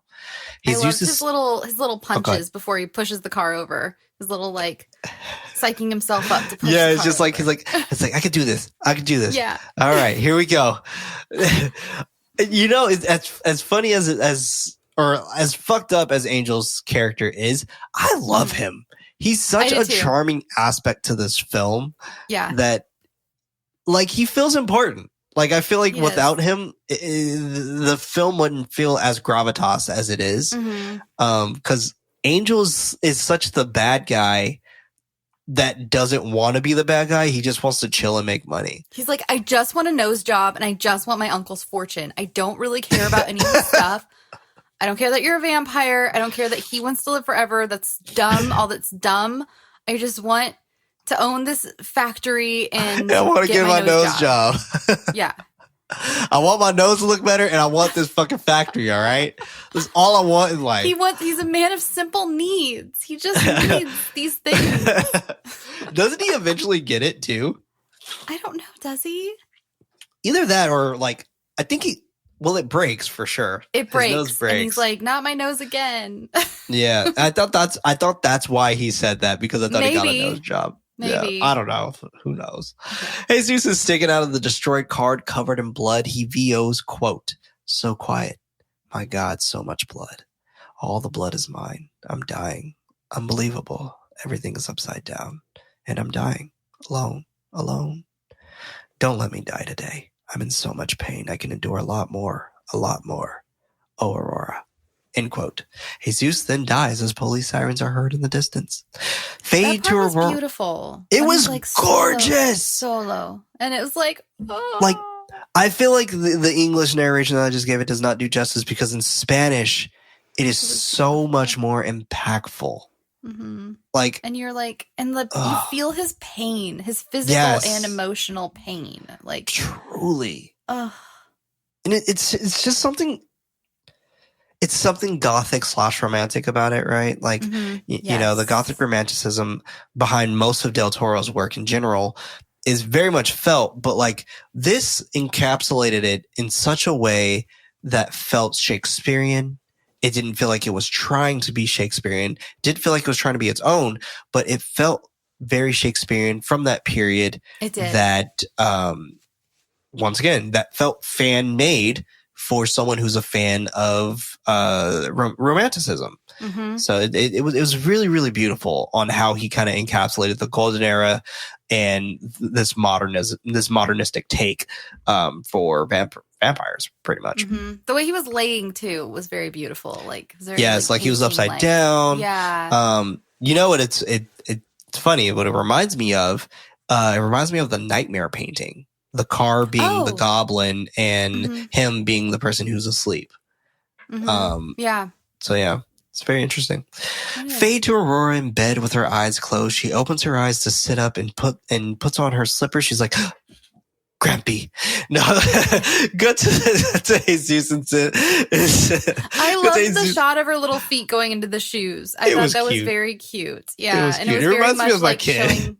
Yeah, it was like, I think it was portraying how like small and innocent she is. Like, she's putting on her little shoes. Yeah. But you know what's even better about this? A lot of people haven't pointed this out in their descriptions of this film. She's his familiar. Oh my God. Right? She's his Renfield. She's his Renfield. She is. She's his Renfield. And it's great. Like, I've never hear anyone talk about obvious her. when you say it out loud, but like, Right? I didn't pick up on that at all. Yeah, like it's just, and a lot of people don't mention it. Like, some people have like said it before, but it's just, I feel like more people should say it because that's what she is, right? She is his familiar. She's his Renfield. You know, especially when she goes with him to search for the manuscript. Yes. Right. Like that's if that doesn't scream Renfield or Igor, like I don't know what does. Yeah. And you're going to get to it, but when she makes his little coffin bed in her toy chest. Like, exactly. Yeah. Yeah. She's his familiar. Cut to Jesus inside Cut to Jesus' insane funeral body prep by the funeral director and I like his name, Tito. Loved that. This the is funeral so good. guy was the mortician. Amazing. Hilarious. He's great. Tito is funny as fuck. Yeah. There is a Spanish movie that's on Shudder, I think. Fuck, I forgot what it's called. I gotta find the name of it, but it's about a mortician who can talk to the dead bodies that he's working on. Oh. It's so fascinating and it's so weird. Very CG heavy, but like it works for this case because it does feel kind of like a fever dream, like it's not like supposed to be real kind of thing. Like he's like like he's insane. They're not actually talking. It's like just he pictures them talking. But yeah, it's very interesting. But I'll find the name for you because it is so good. It's so good. Yeah, because I loved these scenes so much. They were so funny. Yeah. And him talking about his art and how good the forehead was when it was clearly not. And that corpse wax, that substance they were using is called corpse wax. There's a more proper term for it. And it's so funny. I was telling my husband, I was like, I wonder if that's one of those things, because in makeup school, we had to learn how to work with it to reconstruct parts of, because that's what you use to reconstruct parts of bodies when you're a mortician. And I was like, I wonder if Del Toro, when he was learning effects makeup, because he learned effects makeup, he did it for a long time. And I wonder if he had to work with that and knew how like shitty it was to work with and like how hard it is to work with. And that's why it was this like just flat piece that just sat on his forehead and was like, look, it's masterpiece. Okay, I thought I was crazy. I was like, is he serious? Like no, he was definitely not serious. Okay, so that was pretty much a joke.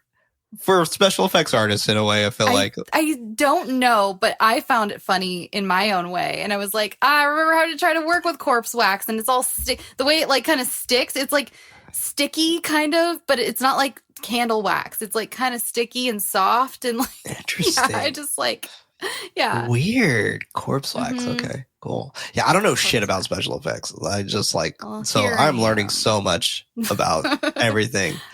The funeral director applauds Tito's work on Jesus' head, covering up his scars, calling himself an artist as the director finds this to be his best work yet. He lets Tito know not to go overboard, revealing that they are going to cremate him.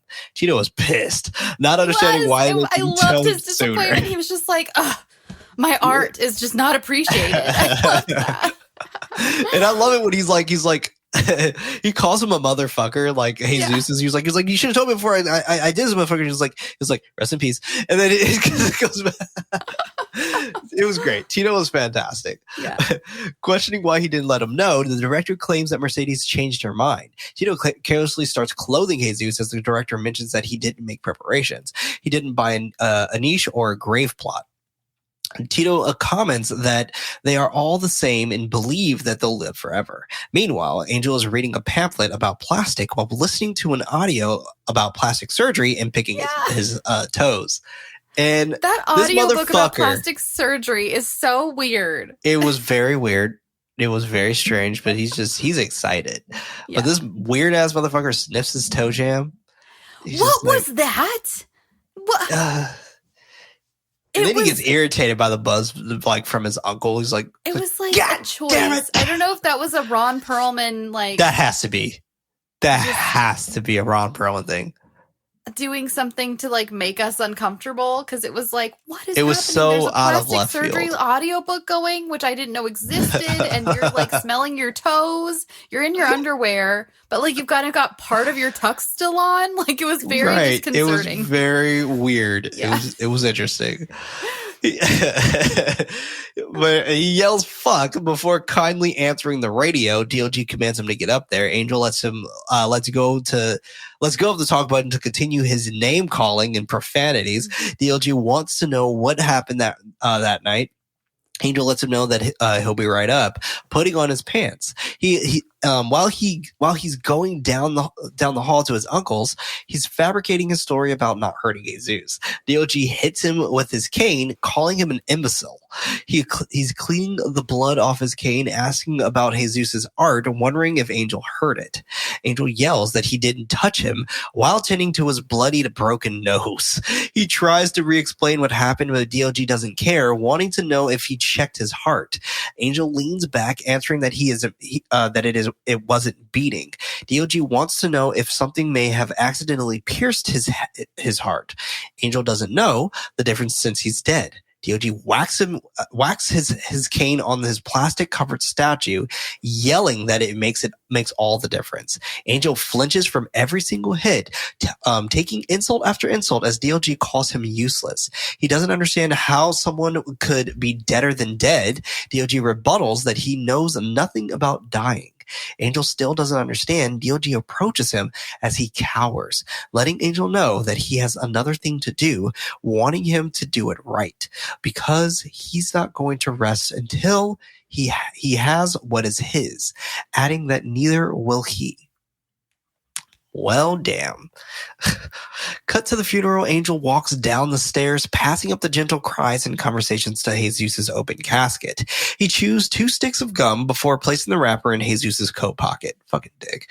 He decides to plug Jesus' nose to make sure he isn't faking his death. No reaction. He releases his fingers. After the funeral, Tito is getting Jesus ready for the burial, chuckling and asking if it was a lively wake as he wipes off his lipstick mark on Jesus' cheek, spitting on the napkin to continue wiping, commenting that they won't send him to heaven with lipstick smudges on his face. They'll all think he was a whore. He sets up the furnace, lighting it, but the gas isn't kicking on.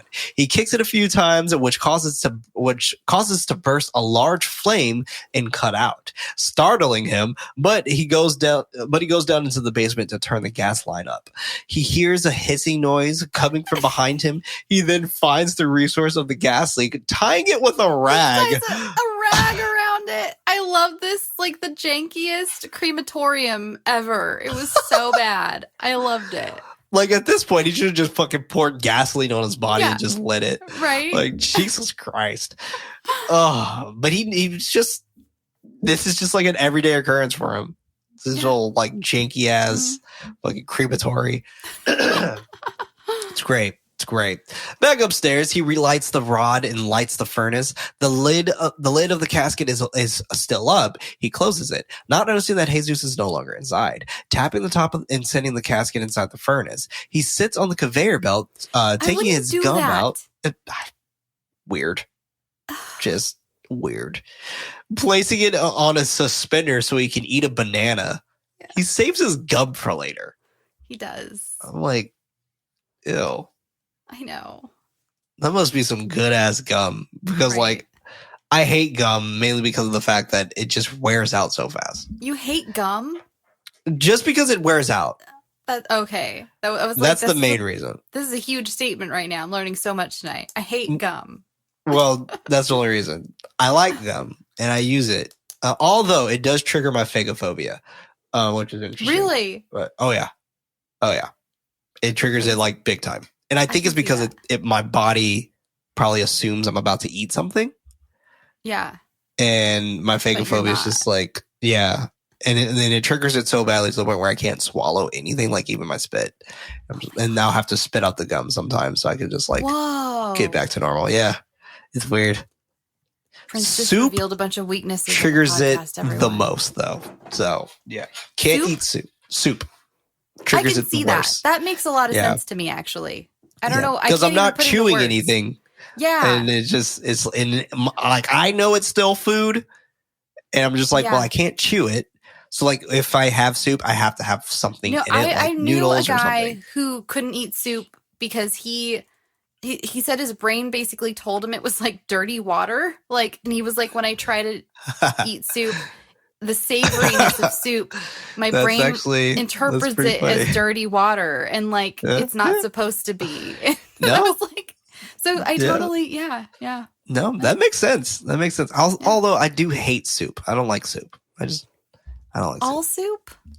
All soup. All soup. Except for like ramen. That's different. Ramen is a soup. Yeah, ramen's a soup. I consider ramen a soup. It does have a lot more to chew on it. Like, exactly. It is more meal-tastic. It's got a lot, especially if you get like ramen, not like top ramen. Yeah. And I leave the broth though. Like the broth just stays. Yeah. Yeah. I even like broth, but when broth. I eat ramen, I kind of leave the broth. There's so much going on. It's a lot happening. It's a party in your mouth, and you're just like, I want it to end. Angel's brought it to the room portion of the show. No one, it's just Nightlight, a horror movie soup podcast. Angel is brought into the room by the director. He tells Tito that Angel was a friend of Jesus, wanting to see the body one last time. He gets off the bed, tapping Angel on the shoulder, nodding his head, asking if he would like to see him medium or well done. I loved it. Angel was so said, callous. If that had actually fantastic. been like a grieving relative, imagine. That would have been great. Holy shit. I probably would have joked back like, well done, please. Angel heads toward the furnace window, smiling and chuckling. Jesus is standing outside, all types of fucked up, but not dead. Yeah. Or is he? He steps on glass, which causes him to wince in pain, taking the shard out of his foot to use the glass to cut out the stitch that is sealed his mouth shut. Once he gets it, he digs in the trash to find something to wrap around him as the wind blows. After finding something to wrap around him, he sees a newspaper with his death date. It transitions to Mercedes sitting on her bed, placing scissors on the newspaper clipping. She waits and looks around She waits and looks around her now empty room as the phone begins to ring. She doesn't answer it right away, greeting whoever it may be on the other line. It is Jesus. He doesn't say anything right away, but then calls out to her. Believing that it is a morbid prank, she hangs up the phone. Aurora snuck to listen to the call, silently hanging the phone up as well. Jesus beats the phone off on the hook before walking out in pouring rain. He eventually makes it to the house, his daughter letting him inside the house. She has a fresh towel for him. He puts it on his face as he closes his eyes. And I keep saying daughter, but it's his granddaughter. And that was because I completely forgot that it was his granddaughter. That's how good their fucking relationship was. Inside the attic, Aurora is taking toys out of the trunk for him as he sits in the chair with Cronos wrapped around his hand. He sighs of relief as the bug consumes his blood. He goes up to Aurora smiling, asking if that's for him. She happily nods her head before the sun peeks through the holes of the roof, causing him pain and burns.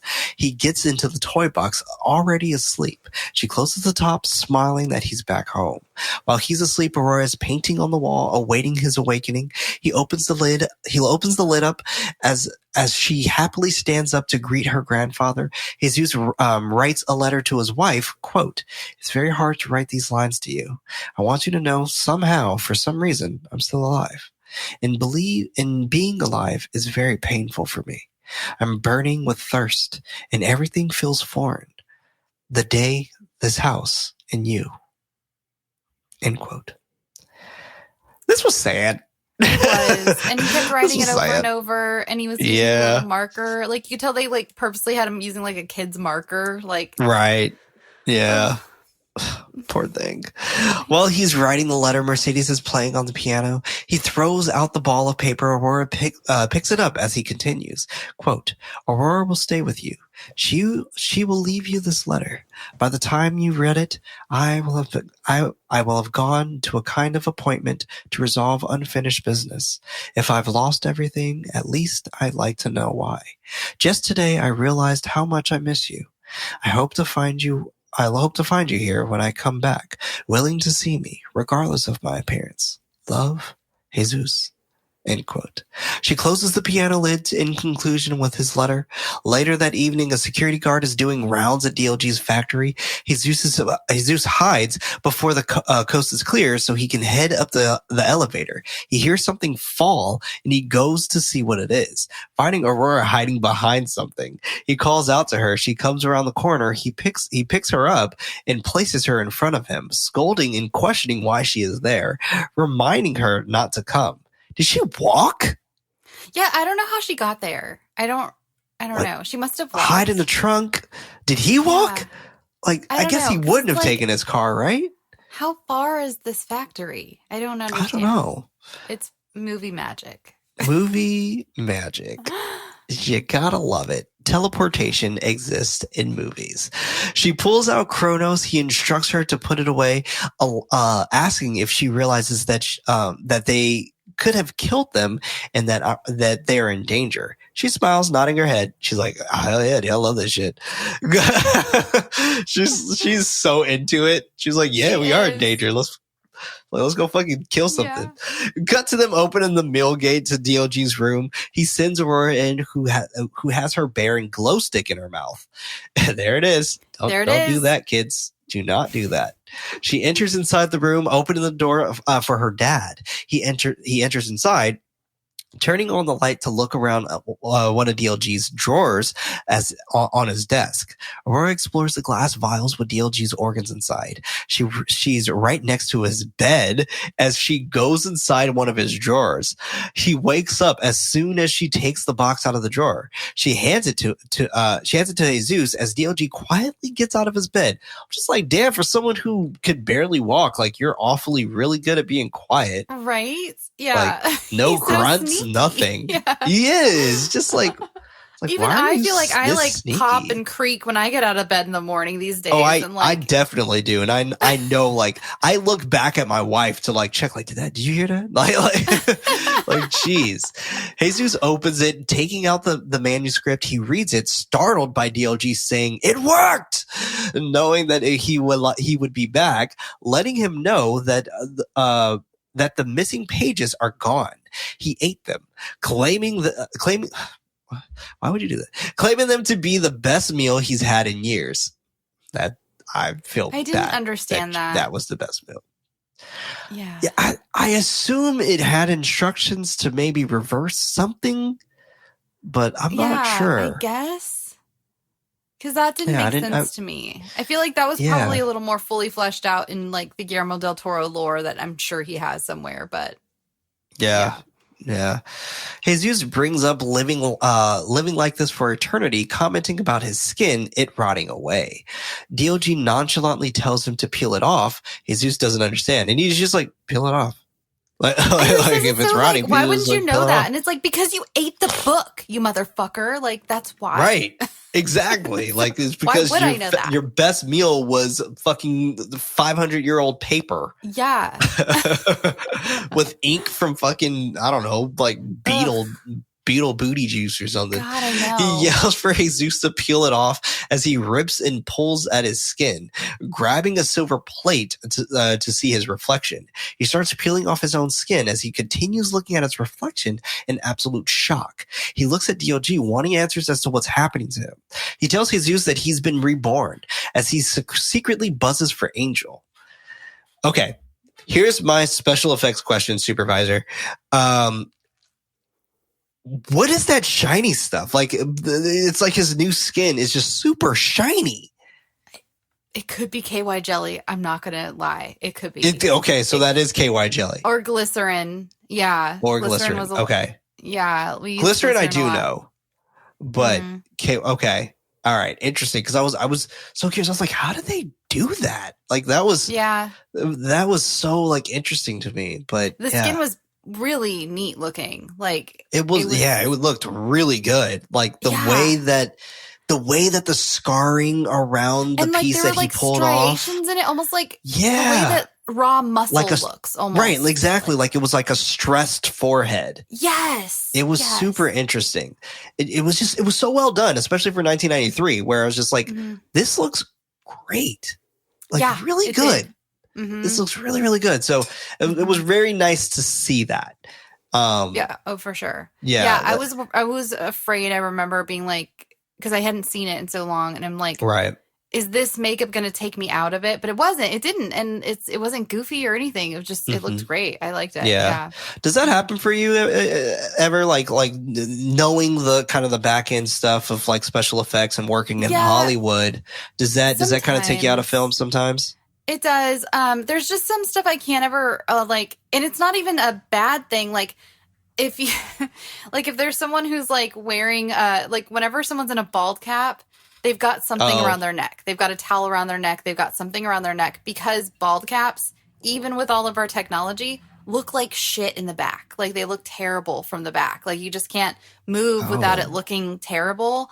Right. And like, so there's like little stuff where it's like, and that's not like a bad thing the makeup artist did. It's just something I can't ever unsee. Like the fact that someone has something around their neck or something. Like there's a famous Friends episode where one of their girlfriends like shaves her head. Ross, I don't watch Friends enough, but like the whole episode, she has like a towel around her neck, and that's why. Oh, I remember that. Yeah. It was Monica. Yeah. There's a towel around her neck, and in fact, in makeup school, we had to. They wouldn't have to. They suggested though we shave like the bottom 4 inches of the back of our heads, like because we were doing so many bald caps, and that's where you would hear them. And like even with that, even with a smooth surface, it still like kind of hurt. Yeah, like it hurt, and it just looked funky from the back. It's just like there's just like no way to make it look perfect. But yeah, there's just little stuff like that. Every once in a while, if I'm seeing something bad or like old, especially we have like a giant TV here, I'll see like edges and things, but like I don't know. I'm not very particular. I didn't stay in the industry like so I feel like I'm not one to judge, but it is stuff I do notice. Yeah. Yeah, no, that's super fair. Super fair. I was just curious because knowing your history with like Hollywood and special effects, I was just curious if that was like if that like ruins some of the movie magic for you. No, because the reason I got into it was because I enjoy movie magic and I enjoy knowing how it's made, and it just makes it more enjoyable to me. Like the more I know, the more impressive I think it is. Where I know a lot of people, they're like, they don't want to see how the sausage gets made, you know, like they don't want to know that. I'm kind of one of those people. Like I don't want to know. Like I want to build the worlds and like tell the story, but I don't want to know how it's made. Like I just kind of want to pass it on to someone and be like, make this vision, and I want to see it live. I feel like if I would just like I wouldn't want to even want to go on set. I just kind of want to like wait until the premiere happens. If I ever make a movie, just kind of want to just wait, just hand it off. Yeah, I can see that. I've definitely from like my years of doing like background acting and stuff and doing makeup and all that, like I have definitely ruined things for people, like not thinking about it, just like telling people how something gets made, thinking they'll be just as excited about it, and they'll be like, oh, I didn't know that, and now I'm sad I know that. Yeah. That's fair. I get that. That's how we felt when we found out lobsters aren't immortal. Jesus still wants answers as why this is happening to him, wanting to know what he's missing. Yoji gets up, commenting, blood. Jesus questions if it needs to be human. Yoji chuckles that it does. It not being able to gain eternity from a cow. Jesus goes over to him, threatening to smash the device DLG shares if he wishes, letting him know that the consequences of doing so, if it goes, he goes. But he wants them to share eternity together. Jesus doesn't care about that, not wanting to live forever, just wanting out of this. DOG finds that to be better, sharing that there is a way out, wanting the device first. But Jesus rightfully doesn't trust him. DOG turns his back, gripping his cane, claiming that he doesn't have a choice. Jesus kneels down toward his daughter, wanting her to give him the device, suggesting that he knows what he's doing. He takes out the device, holding it up to DLG to gawk at it. He resists, wanting to know his way out first. DOG chuckles that it is his wish, stabbing him in the stomach multiple times.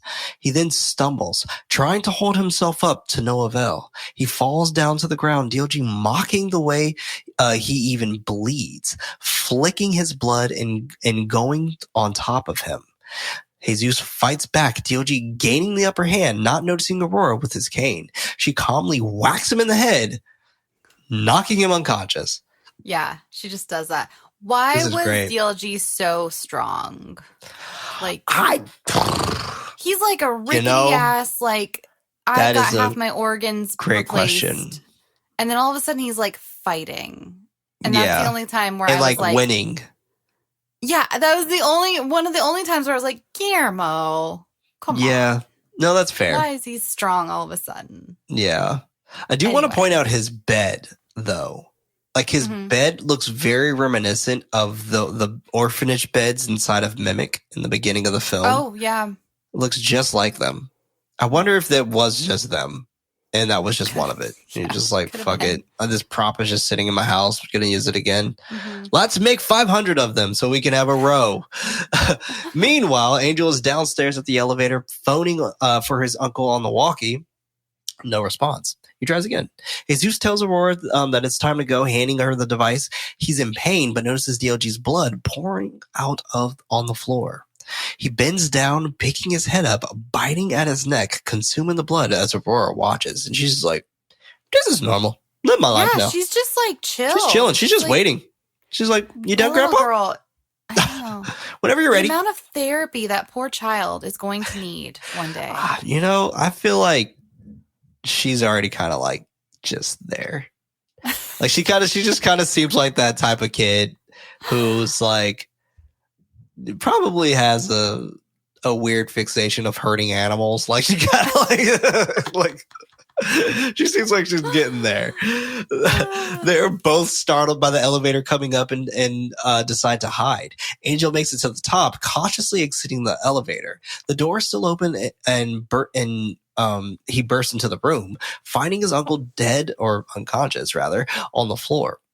He looks around for a moment before wishing his dead uncle, a Merry Christmas, hysterically laughing that everything is his. DLG then becomes conscious again, weakly calling for Angel. He places his foot on DLG's neck, telling him enough as he snaps his trachea. This just like was snaps intense. His foot. Holy fuck. God. Yeah. Whispering that he kept him waiting long enough. Jesus and Aurora come out of their hiding spot, hitting a shocked Angel in the nose with his cane. I guess that's what he meant by not again. They make a run for it, breaking the window. He helps his granddaughter through first before hopping it himself. Angel is pissed about his nose again before following them, watching as they head up the ladder. He grabs the towel rack, angrily saying that this has to end, needing to kill him again. Jesus and Aurora make it to the roof without many other options left for them. They continue searching for an escape, but they are limited. Angel makes it up there, flinching toward them, which causes them to move back. Jesus and Aurora run toward the sign, Angel running after them with the rack. He swats at them, missing as they make it to the top of the sign. Angel goes around as Jesus assists his daughter down another ladder. He meets Jesus up there, calling out to him. He demands his granddaughter to keep going so he can face Angel alone. She's like, "Nuh-uh, Grandpa, you suck at fighting. I'm gonna stick around." Yeah. Like, I actually got 1 for 1. So like, you got what, 0 to 2? Like, you know, saved your life a few minutes ago. So I'm gonna stick around. Angel approaches him, acting like he's going to just walk away, but starts hitting him with the rod, beating him repeatedly as he tries to hold on to the clock of the sign. Aurora is still on the ladder. Angel calls out to her to come up there. Jesus calls him. Angel questions what he has to do in order to kill him. Jesus rebuttals that Angel has more to lose, but for him, it is only pain. Angel then cracks his neck, smiling for him to get ready for some more. He readies the rod as if he's going up to bat inside of the major leagues. Jesus runs at him, tackling him and sending them both flying down to the ground. Fade to Jesus and Angel unconscious on the ground. Aurora comes down there, checking on her grandfather and caressing his face. She activates the device and places it on his chest, filling up the bug with more blood and bringing him back to consciousness. He gurgles and groans as he stands up, noticing a hole in his stomach. He puts his hand inside his stomach, shedding his dead skin for his newly reborn one. Aurora watches in slight disgust. He kneels down. Oh, that's what got her? Really? Oh yeah. None Finally. of the other shit. At least there's she's something. She's like, ew. She's not fully dead inside. You're right. Yeah. She's like, can't handle stomachs. Got it. Found my limit, everybody. Foreheads and noses, and my dad getting his blood sucked out of his chest. I can handle all of that. He kneels down toward her. Her hand is bleeding as she touches her mouth. She says her first words of the film, calling him grandfather. He shakes his head, fighting his bloodlust urges, yelling no and ripping the device out of his chest, pulling up a rock to smash it, delivering the last blow, which also begins taking himself out. He weakly leans on the rock, saying his name, I am Jesus Christ. He chuckles as he repeats it, leaving Aurora there to watch over him die. Yeah. Fade to Jesus' new form as he lies on the bed. He's stark white and practically skinless. Aurora comes over to lie her head on him, it fading to day, and his wife coming into the room to kiss his hand before he goes. Then credits. Then the movie ends. God damn, this movie is so good, though. Yeah. I agree. I definitely agree. I think this movie is just gorgeous, really fun to like. I don't know, just this world in general. And I want Guillermo to do something like this again. I truly do. Because goddamn, this movie is just like unreal. But I have some movie facts for us here. Movie facts? Yes. Okay. All of the original Cronos devices created for this film were stolen when production was completed. They were never recovered, so the Cronos devices that Guillermo del Toro owns are replicas from the original molds, which art designer Maria Figueroa created. That's horrifying. And it would make more sense almost if it was today. Like, I'm on a Guillermo del Toro set and I'm going to take these. Yeah. But that was like this upstart kid who's like, well, he wasn't a kid. It wasn't, I think he was like 30, but still, it was like this, you didn't know it was going to go anywhere. Why would you steal those? Like, why? And where are they? The only thing I could think of is where are they? Like, yeah, unless it was made from real gold or something, but or like, and as Guillermo del Toro got more and more famous, they were like less and less like, oh, I really can't tell people I took these now. Right. yeah, very true. Yeah. I thought this one was interesting. The role of Jesus Christ was originally written for Max von Sydow. That would have been a very different movie. Very different vibes. Did Sydow speak Spanish? I don't think so, right? Not that I know of, but there could have been, who knows? Wasn't he Swedish?